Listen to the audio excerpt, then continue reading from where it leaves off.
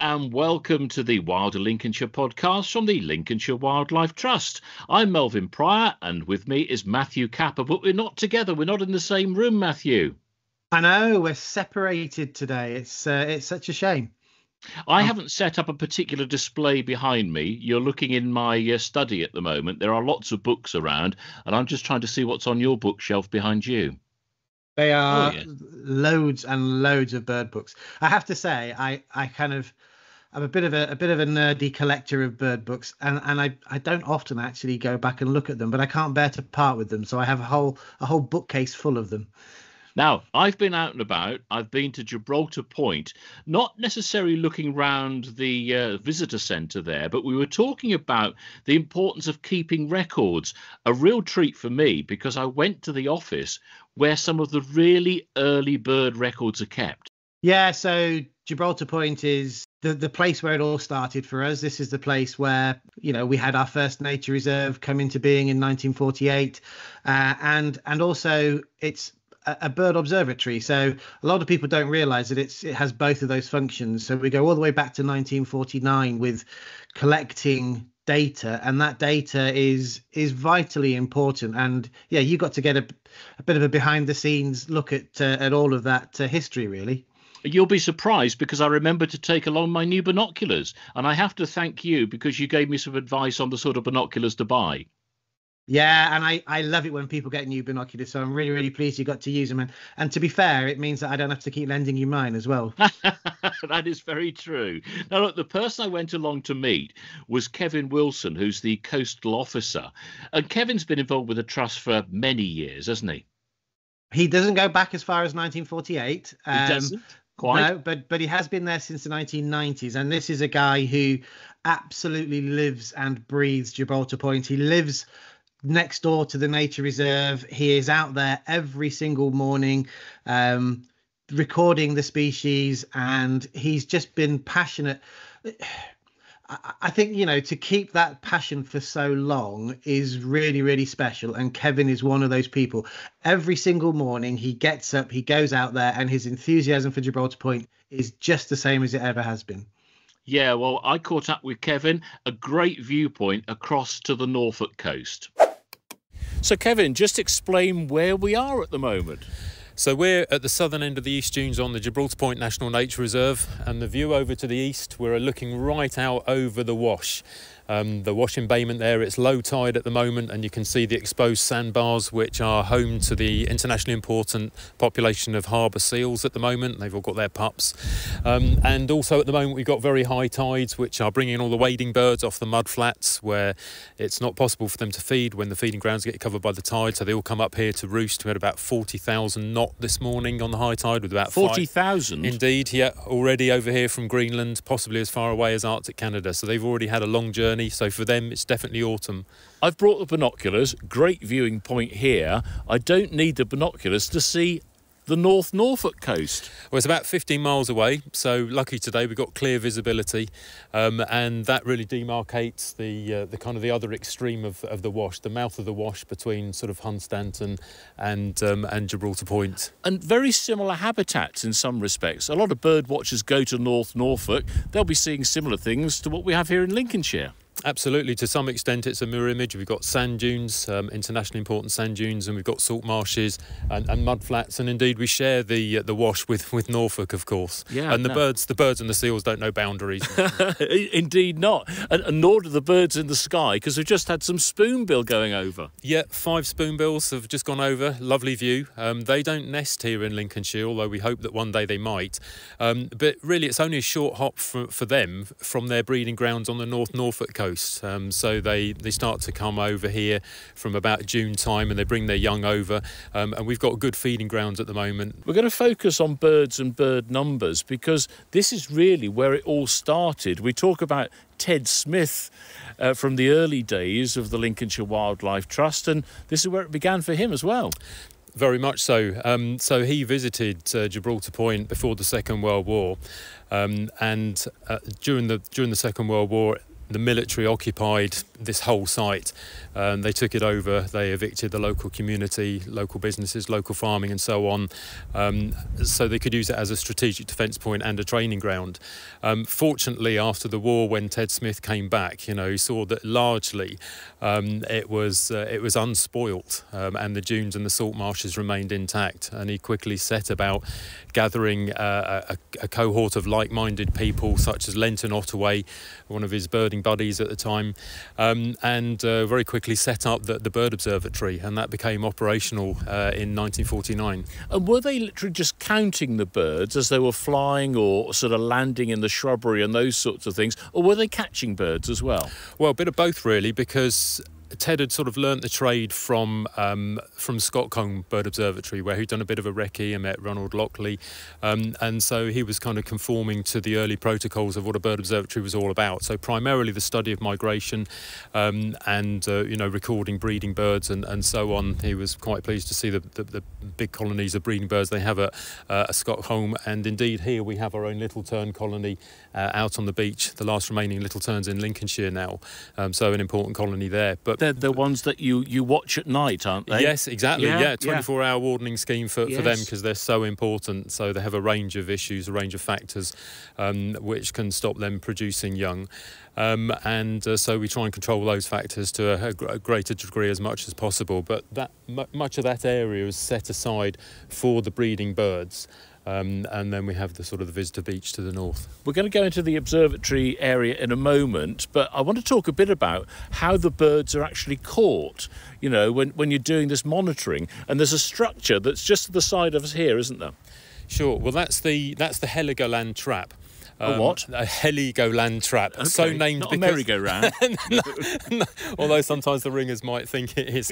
But that is so named because it was designed on the Isle of Heligoland, which is an early bird observatory off the German coast. And it's basically like a funnel shape covered in netting, that the bird ringers actually chivvy the birds into that through the scrub, and then ultimately the birds are caught in a catching box, and then they're taken over to the observatory building there, where they're individually identified and measured and weighed, and so on, and then they're ringed. So like a funnel, like a duck decoy type thing? Exactly, like a duck decoy. Yeah. And is that still used now?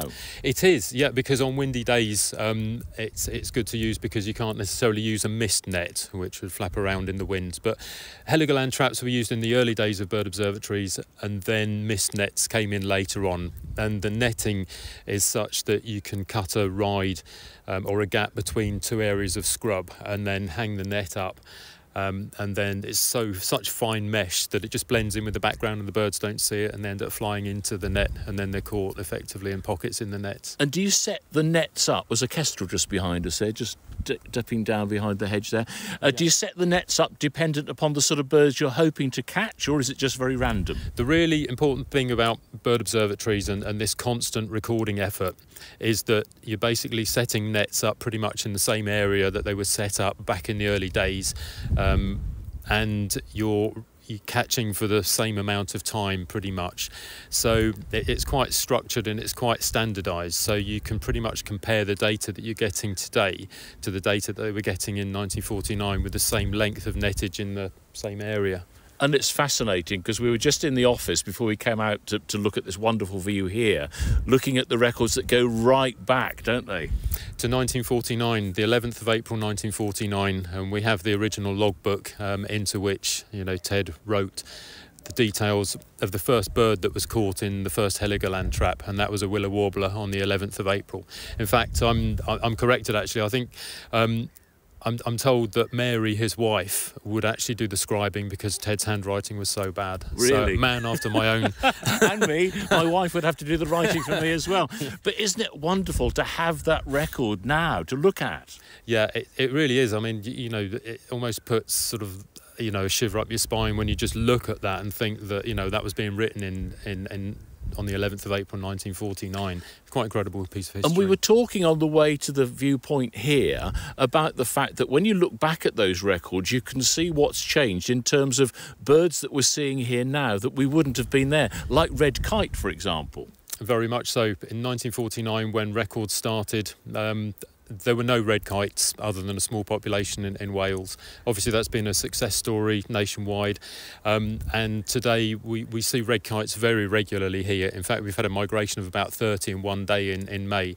But again, all that's recorded.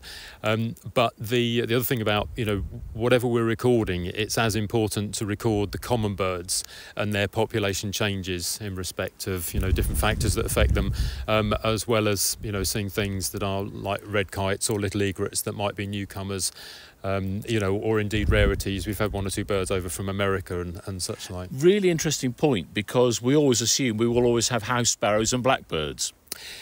Until they go. Yeah, exactly. I mean, that's the thing, until their populations declined. And house sparrows are a really good case in point, because house sparrows were so common that when I first started recording as a young lad, I just thought they were too common to record, Yeah, yes. And I think you always see those, and starlings, they're always there, aren't exactly. they? And I think at the time they were deemed so common that people were told not to ring them. Don't waste that metal.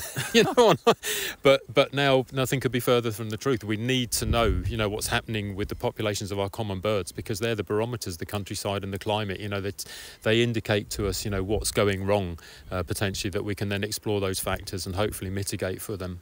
Let's go down into the building that I'm going to describe as very functional. Was this an old military building? Yeah, it did function as a military building in the Second World War, and you can see to the just behind it there's an old Shelley shelter as well. So this is like a communications building. But this is where the bird observatory started. This is the bird observatory, and this is where Ted and Lenton spent the early days in the early 50s. They would come over and they would literally sleep in here, and the adjacent building, which they actually called the cathedral, I think. Well, let's go down and have a look inside. Sure. Oh, lovely. So out of the wind now, we're still at Gibraltar Point. We've come into the observatory area here now, and this is where all the action takes place. But you've brought some records along, Kevin, including the very first records. Indeed. So this logbook here that we're looking at has actually got an entry from the 11th of April 1949. So this is the original logbook, the original handwriting, and the first birds to be recorded at the observatory. So it says here the first swallows flew to the southwest at 7:30 in the evening. And underneath, willow warbler trapped in and ringed at 19:45, so 7:45 in the evening. Exactly. So that was the first bird to ever be ringed at Gibraltar Point Bird Observatory, and at that time, early April, it would have just flown up from tropical Africa, would be looking to nest here on the nature reserve. We were talking about the trapping and that side of things, and there's an image just above us on the side here of a bird that's been caught in one of the mist nets. They don't get damaged at all, do they?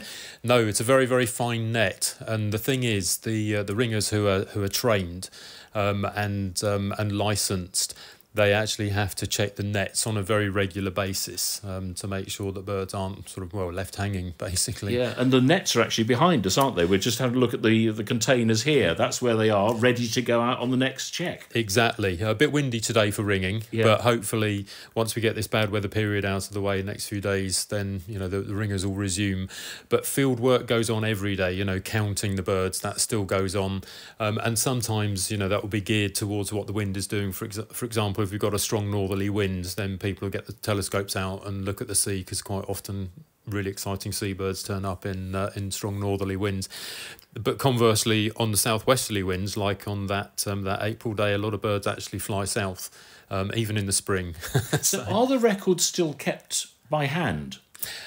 Right, basically we've got a file here that every month we file the handwritten records, and then this one here? That's right. They're all collated because different people send in different records, different days, different times, different areas covered. So we had to collate all that together on a daily field sheet, and then that now gets input onto the national system, which is called Bird Track. Okay.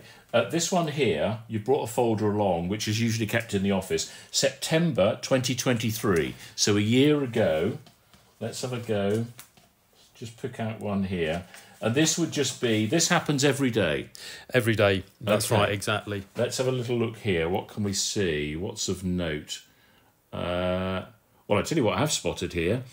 Not 81,200 just of knot. Yes, so that looks like one of my records, because I'm not a ringer, but I do a lot of the handwriting? Yes, exactly. Yeah, I made the effort there.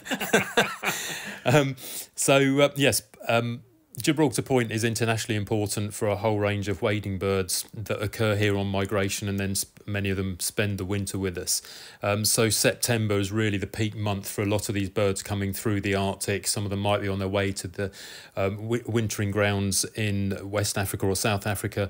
Others may well stay on the Wash and places like Gibraltar Point for the winter. So now is a good time to be here. It's a very good time to be here. That's right, exactly. These numbers are building up. So at 81,000, we normally get about a peak count of somewhere in the region of 80,000 knot every autumn. Well, just looking down here, Dunlin, on this same day, 12,000 Dunlin. Exactly, another wading bird. Many of these birds from the Arctic, again, like with the knot, and again, sort of getting near internationally important numbers for Dunlin.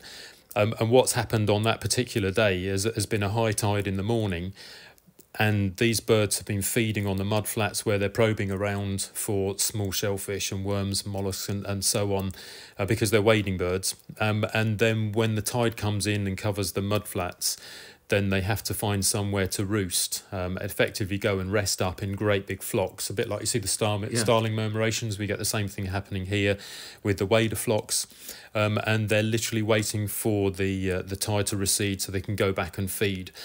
And the harder the weather, particularly in midwinter, the more critical it is that they can feed in areas like this. So keeping these areas free from disturbance, keeping the habitat in good condition is really important, part of the trust work. I can hear people saying, how do you know there were 81,200 knot? I mean, how do you count them?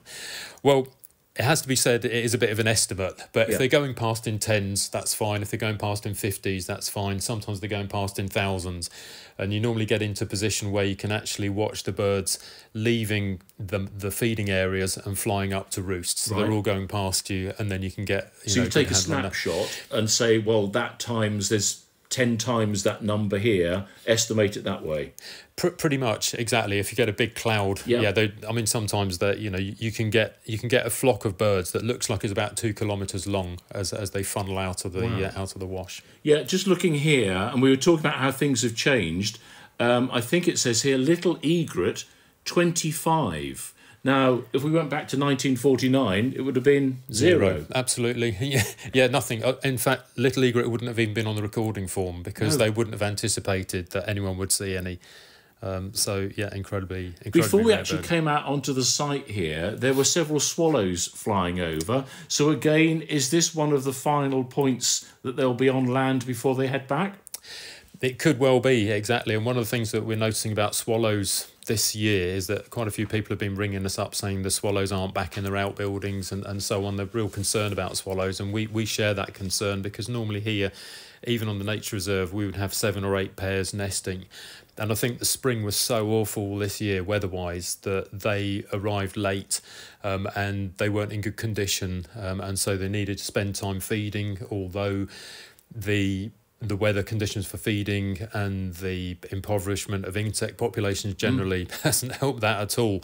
So one of the things that we've noted is perhaps an early departure of swallows as well. I think some of them have probably just given up. There are some young around that we've seen fledged, but normally swallows would be expected to have at least 2 broods in a breeding season. It's really interesting also. We talked, didn't we, about ordinary birds, if I can call them that, the common birds. And I've just flicked the page over here. This was the 15th of September last year.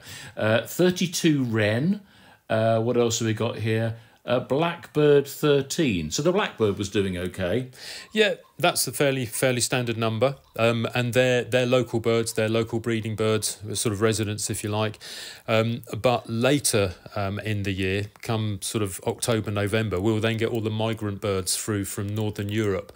A lot of people are quite surprised to hear that blackbirds actually, travel that far across the North Sea when things are getting cold and food is getting scarce up in Scandinavia.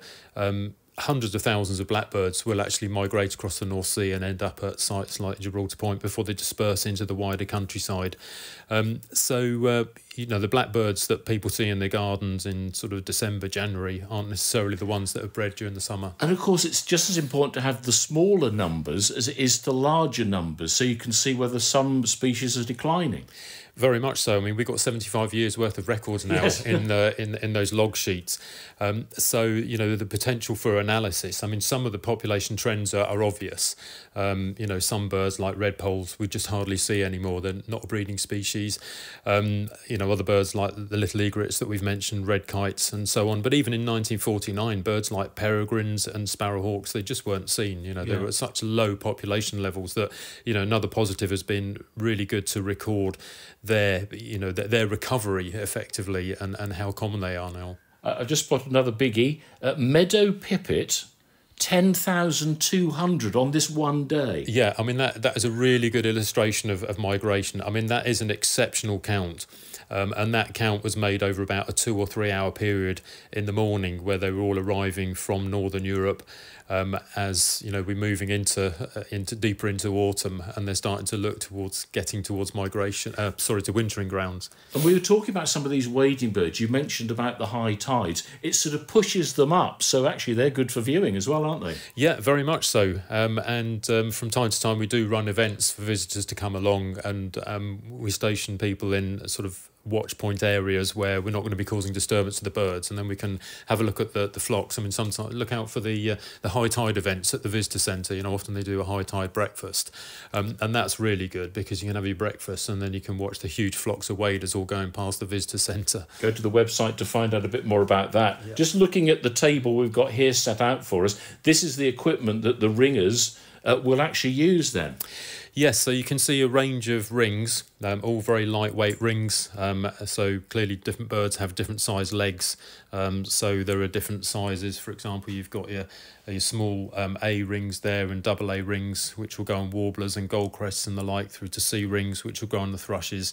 And they're mostly the commonly caught birds here, in the dune scrub. We mentioned blackbirds, so they take one of those slightly larger rings there. And I suppose the other thing is some of the birds that get caught in the nets will already be ringed. And do you keep that record as well? Yeah, again, very important data. That helps to establish the migration routes that these birds are taking, and as things are at the moment with changes in migration patterns due to climate, then that's important that this range of 20 or so observatories around the UK are all pooling that information so we can learn from. But we're also doing a big project at the moment to try and look for sandwich terns, which are very common on the beach at the moment. Good numbers of those which have come from colonies elsewhere. They don't nest at Gibraltar Point, but quite often the sandwich terns will be ringed with a colour ring with a code on it. And so you get the colour and you get the code, and then we can find out where they've come from. And at the moment we're gathering quite a lot of information on those colour rings to determine not only where they've come from, but also look at their migration. But it seems like even birds that are coming across from Holland might then take a sort of an anti-clockwise migration route around the UK to hit the Atlantic coast and then migrate south to wintering grounds in places like Namibia, rather than going down the eastern seaboard of the UK and through the English Channel. So it's just a theory at the moment, but it's something that, again, ringing is helping us to understand. As much as I'd love to stay in the observatory here with all of the spiders, let's move on to somewhere else, because this is an old building here. We talked about the military background. We're going to go just across the way to somewhere where something quite modern is happening in bird tracking. So we're going to have a look at the MOTUS tracking, and that is using modern technology, using radio telemetry tags to actually try and pinpoint birds' movements. So that's something that just started a few years ago. Very big in the United States and Canada, and now it's really taking off as well in Europe, and particularly along the Dutch and the German coast. And so we're just setting up that now to, again, like we mentioned with the blackbirds and meadow pipits, birds coming across the channel. Yeah. So we're starting to target those now. Let's go across and have a look at modern technology then. So from the observation centre, we've moved across to the old Coast Guard station now. On top of the tower looking up at some aerials, not for television. No, these are aerials associated with what's called a MOTOS scheme, which is a radio tracking scheme for monitoring the movements of birds or bats, which have these tags attached to them with the little antennae which send out radio pulses, and the antennae that you can see there pointing in 4 different compass directions will actually pick up these telemetry signals. So a step on then from the ringing and the catching and the mist nets and those sorts of things, we're using technology now. Yeah, absolutely. And the thing is, you can only really do this for a sample of birds, but it gives you, or bats, but it gives you more of a kind of an immediate result. And the technology for doing this must be tiny if you think you're attaching an antenna to a bird or a bat. Yeah, it is, and there are limits to the size and the weight that obviously you can attach things to a small bird or a bat. But the technology is such now that in the States they've actually been able to do radio tracking technology on bumblebees and hang on, an antenna on a bumblebee? Yes, indeed. Was and butterflies, tracking the monarchs as they migrate through down to Mexico, and even larger dragonflies as well. So the potential is quite enormous. And we could be at the forefront of it here at Gibraltar Point, Skegness. We're certainly aiming to be part of a larger network, certainly around the Wash or the eastern seaboard of the UK, and then connecting to the established MOTOS network along the North Sea coast as well, sort of in Holland, the Dutch coast, and German coast as well. What an absolute treat to be out and about with Kevin Wilson, the Coastal Officer at Gibraltar Point. And Matthew, remarkable thinking about those records that go all the way back to 1949. Yes, and the fact that we've been digitalising them over the last few years and being able to put them to good use. There's national data sets now that can track species populations and the fortunes of our bird populations, and people doing citizen science is the foundation of all of that. And the observatory there at Gibraltar Point, one of just a few in the country.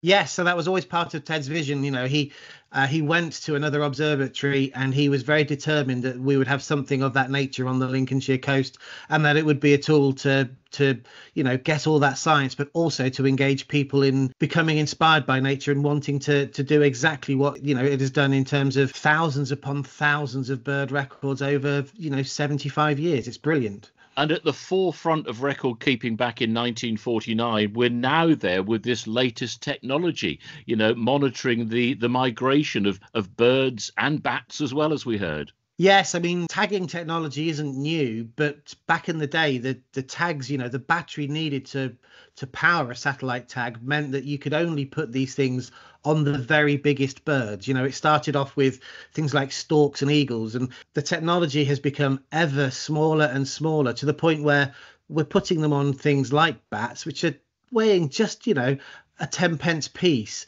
in terms of weight. And so you've got to have something that's not going to interfere in its survival chances. So these tags now are tiny. And the fact that we can track things without having to recatch them just as they're flying over from the continent is absolutely brilliant.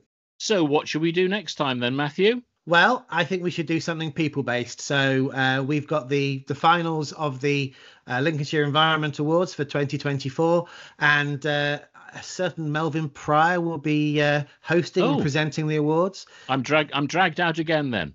Have you got the date in your diary? It's in my diary, definitely. I will be there. Excellent. Well, that I think would make a pretty good topic for a podcast. So let's do that. Let's do it indeed. Hopefully you've enjoyed this edition of the Wilder Lincolnshire podcast from the Lincolnshire Wildlife Trust.